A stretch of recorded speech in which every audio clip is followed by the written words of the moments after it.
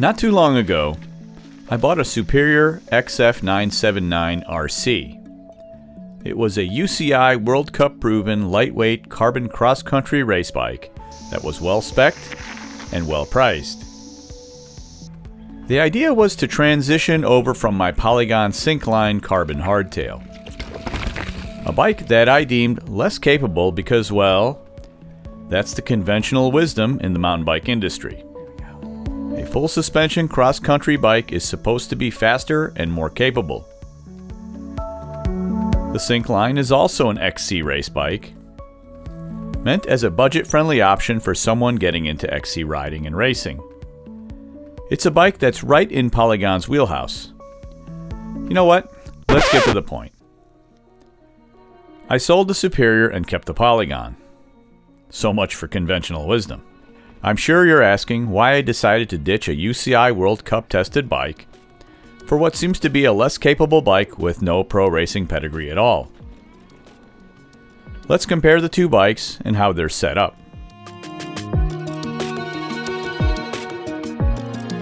If you're a regular viewer of the channel, you know the Polygon Syncline is the bike that I raced over the course of a season in 2023. It has quite a few upgrades, like the RockShox SID Ultimate with 120mm of travel. It's got upgraded WTB alloy wheels. They're a budget-friendly wheel set, but they perform well. It's got carbon bars and a carbon seat post, and a lighter weight but smaller range drivetrain than what came stock. If you want to learn more about the upgrades, I'll leave a link to that video in the description. All in all, the bike weighs in at just under 23 pounds. The Superior, on the other hand, was mostly stock and pretty well equipped. It had DT Swiss suspension, as well as a Shimano XT drivetrain and brakes. It came in at about 27 pounds, and it's a great value at the roughly $3,000 price tag. As far as upgrades go, I swapped out the cranks and the dropper to dial in the fit. And that was it. It didn't need much, at least initially. Over time, I found the biggest weakness of the bike to be the DT Swiss wheel set. It's not unusual for bike companies to spec a cheaper wheel set on their value-priced models. As far as the budget wheels go, the DT Swiss M1900s are a reliable trail bike wheel set. Trail bike. That's the key word. It lacks rear hub engagement, and it doesn't have that precise feel that you need on a fast XC race bike. So eventually, I swapped out those wheels for a set of Elite carbon wheels. I bought these ones off AliExpress, and they were $400 shipped to my door. Several subscribers had suggested these wheels as a great upgrade for the money. So I decided to take a chance. And I wasn't disappointed. They are lightweight, and although not as lightweight as I would have expected from carbon XC wheels, the quality, at least visually, looked nice. The Chinese are perfectly capable of building some higher-end product. After all, they also field UCI and Olympic cycling teams. You can expect some quality homegrown product. And Elite does in fact sponsor several high-level athletes. Even though I went gray market off AliExpress to save money, Elite does have a US website with US distribution and support. Those factors gave me enough comfort to try out these wheels. And that's all I really wanted to do, and where the biggest impact is felt. 26.1 pounds, so we shaved 1 pound. I wrapped those wheels in a pair of my go-to Terravale A-lines. With the new wheels and tires, we got the bike down to 25 pounds without pedals. Now let me be clear, the Superior XF979RC is a fast bike. It's aggressive. You are effectively stretched over the bike when you ride. You're hunched down in an aggressive race position. You control the seat height via the 120mm dropper. You control the suspension settings at the flick of a switch. It's a Formula One car for the mountain bike trails. Guaranteed to be fast in the right hands.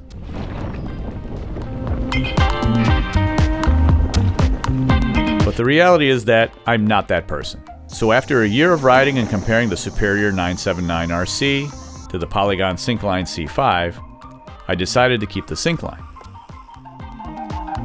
That on the surface doesn't make sense.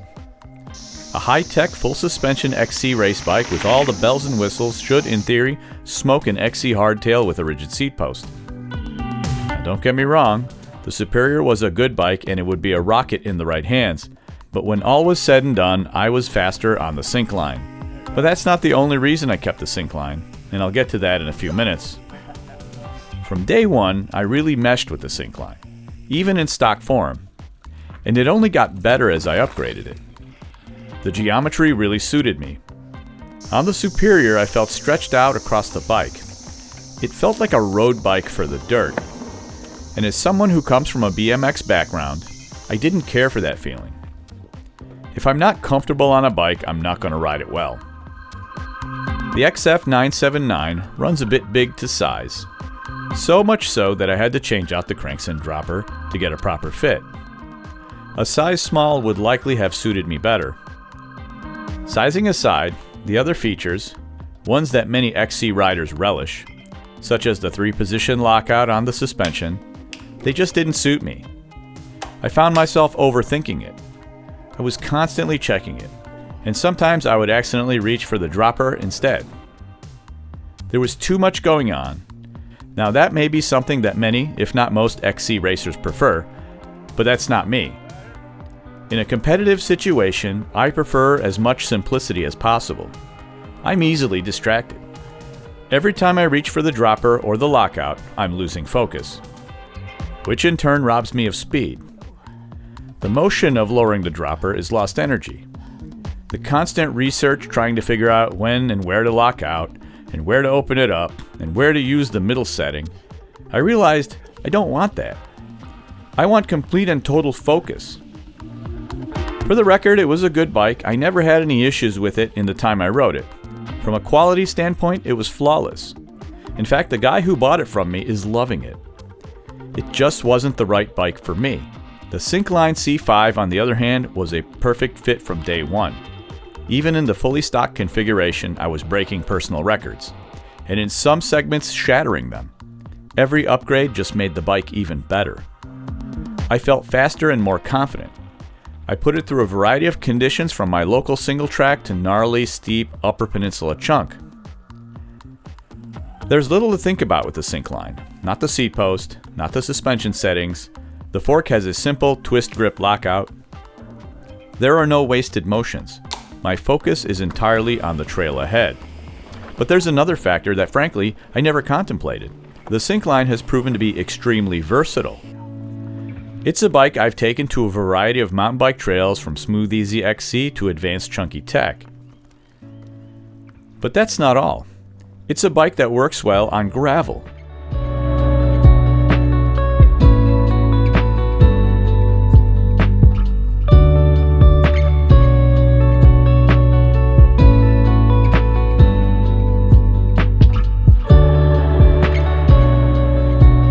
In fact, it rides so well on gravel that I actually prefer it over my gravel bike. It's also fantastic on pavement. And no, it won't win you the Tour de France, but it will get you about town better than most bikes. The geometry, the riding position, the lightweight, it all just works. I found myself on mixed terrain rides where I'll hit road, gravel, and single track, and the bike doesn't miss a beat. It feels good seated and during standing sprints. It's nimble and quick to accelerate. Its strength is in its simplicity. The 2.3-inch wide Terravale A-lines are the best multi-surface tires I've ever used. The combination of the bike and the tires have opened up a whole new world of adventure riding for me. The Syncline, in my view, is a textbook quiver killer. That's the last thing I would have expected from a bike advertised as a dedicated XC race bike. In an era where complexity is the industry standard, the Polygon Syncline stands out as the antithesis of all those batteries, compression circuits, and dropper posts. It's a bike that moves at e-bike speeds, but you are the battery and the motor. And for all those reasons, the Syncline remains in my garage. It's a diamond in the rough, and we haven't even reached the bike's full potential. She's long overdue for some much-needed TLC and some final upgrades. So make sure you like, share, and subscribe if you enjoyed this video and want to see more.